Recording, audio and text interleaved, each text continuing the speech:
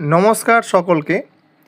আজকের এই ভিডিওতে আমি দেখাবো কিভাবে শ্যামা এসএমএস ওয়েব অ্যাপ্লিকেশন ব্যবহার করে খুব সহজে এক্সাম হল সিটিং অ্যারেঞ্জমেন্ট করা যায়। এই সিস্টেমের মাধ্যমে আপনি ছাত্রদের বেঞ্চ ওয়াইজ অ্যালোকেশন করতে পারবেন, সিটিং প্ল্যান সেট করতে পারবেন, বিভিন্ন ধরনের রিপোর্ট প্রিন্ট করতে পারবেন। চলুন শুরু করা যাক। সিট অ্যারেঞ্জমেন্ট অপশানে আসার পর এখানে আপনাকে উল্লেখ করতে হবে রুমের নাম উল্লেখ করলেন, স্টুডেন্ট ক্যাপাসিটি অর্থাৎ ওই এক্সাম হলে আপনার কতজন স্টুডেন্ট বসতে পারে। আমি এখানে উদাহরণ হিসাবে 36 জন উল্লেখ করলাম, অ্যাড রুম।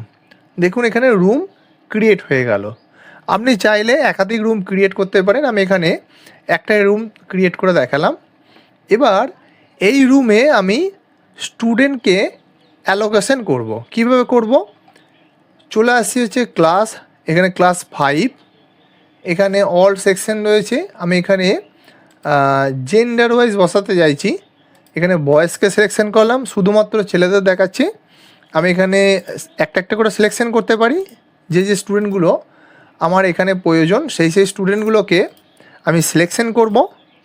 করার পর রুমে সিলেকশন করলাম, কোন রুমে বসাতে চাইছি। এখানে যেহেতু আমি এখানে একটা রুম ক্রিয়েট করেছি তার জন্য এখানে রুম 1 দেখাচ্ছে, অ্যাসাইন টু রুম। দেখুন এখানে অ্যাসাইন করার পর কিন্তু এখানে দেখিয়ে দিয়েছে যে 10 জন ক্লাস 5-এর স্টুডেন্টকে অ্যাড করা হয়েছে।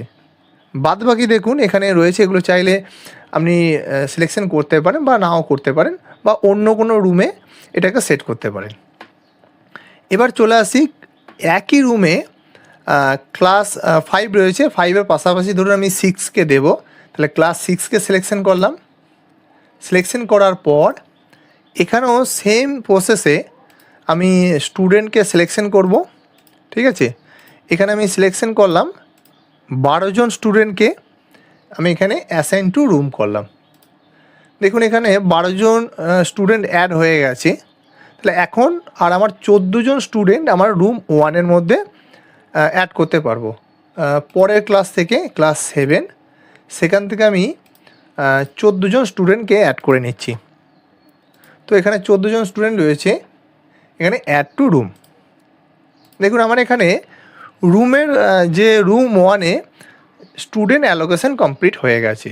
এবার কি করব? এবার যদি আপনি প্রিন্ট আউট বের করতে চান, ধরুন যে অনেক সময় আপনাদের কোন রুমে কোন স্টুডেন্ট বসবে সেটার একটা প্রিন্ট আউট বা সামারি দেওয়া হয়। তা সেটাকে প্রিন্ট আউট করার জন্য এখানে P3 বলে একটি অপশান আছে। আপনি যদি ক্লিক করেন এখানে, তো আমার একদম রেডি হয়ে গেছে প্রিন্ট আউট করার জন্য।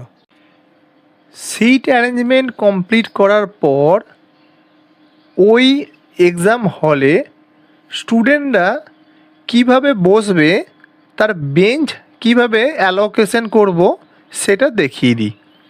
তো ওই যে অপশানটি রয়েছে যেটি হচ্ছে বেঞ্চ ম্যাপিং, এই অপশানে আসার পর এখান থেকে আপনাকে সিলেকশন করতে হবে রুম 1, অর্থাৎ রুম 1কে আমি সিলেকশন করলাম। এখানে উল্লেখ করতে হবে যে কতগুলো বেঞ্চ লেফট সাইডে রয়েছে, কতগুলো রাইট সাইডে রয়েছে, এবং প্রত্যেকটা বেঞ্চে আপনার কতজন করে স্টুডেন্ট বসবে। এগুলোকে মেনশন করার পর ফিল আপ মোডে এখানে আপনি দুটো অপশান পাবেন। একটি হচ্ছে অটো ফিল আপ, আর একটা হচ্ছে manual fill up. Auto fill up option যখন আপনি সিলেকশন করবেন, করার পর জেনারেট করলে কি হবে, স্টুডেন্টদের যে সিট সেটা সিস্টেম অনুযায়ী অ্যারেঞ্জ করে দেবে।